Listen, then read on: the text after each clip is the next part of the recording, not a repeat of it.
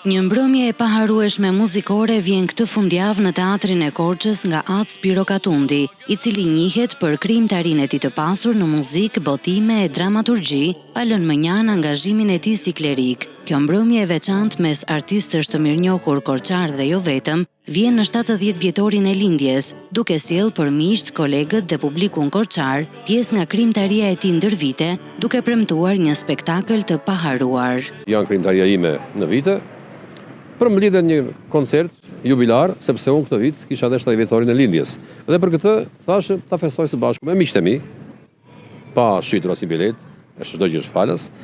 Edhe do mblidhemi së bashku, do ta festojmë këtë ditë kaq të madhe.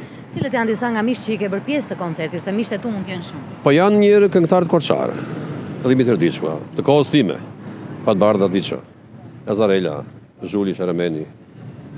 Pastaj janë dhe miqtë e festivaleve.